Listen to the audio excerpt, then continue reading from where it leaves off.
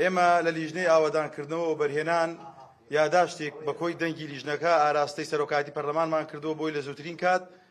لە پەرلەمانی کوردستان جەلسەیەک ڕێک بخرێ بە ئامادەبوونی وەزیری ئاوادانکردنەوە لەبەر چەند پرسێک یەکێک لەو پرسانەی کە ئێمە لە یاداشتەکە ئاماژەمان پێکردووە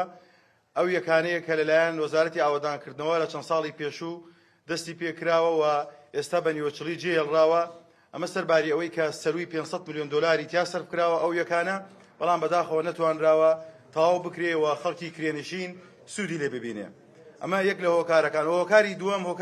هۆکارێکە کە پەیوەستە بە ژیانی هەر تاکێکەوە هەر فەردێکەوە لە وڵاتە ئەویش ڕێگاوبانەکانن کە بەداخەوە هەمومان ئەزانین بە حکمی هاتوچۆمانە بینین یان نیگەرانی و سکاڵای هاوڵاتیان تێتە بەردەستمان کە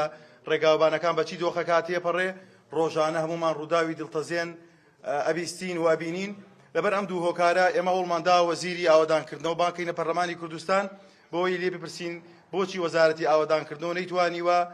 خزمەتگوزاریەکان لە ڕووی ئاوادانکردنەوەکو پێویست پێشکەش بکە و ڕێگاوبانەکان بەو دۆخە تێبپەڕێ مردن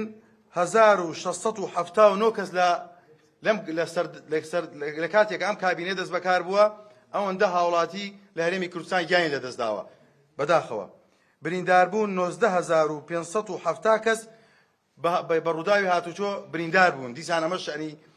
ئامارێکی زۆر نادڵخۆشکەرە و کۆی گشتی ئەو ڕووداوانەی کە لە ماوەی دەست بەکاربوونی ئەم کابینەیە ڕوویداوە 12047 ڕووداو ڕوویداوە و کۆی گشتی بە پێی خەمڵاندنێکی هەر دیسان بەندە بەدۆ کە لە ڕێگای خەڵکی پسپۆر و لایەنی حکومیشەوە پرسیارمان کردووە بە بەوردی سەروی 50 میلیۆن دۆلار زیان بەر هاوڵاتیان کەوتووە ینی لە چاکردنەوەی ئۆتۆمبیل و هەتا کۆتایی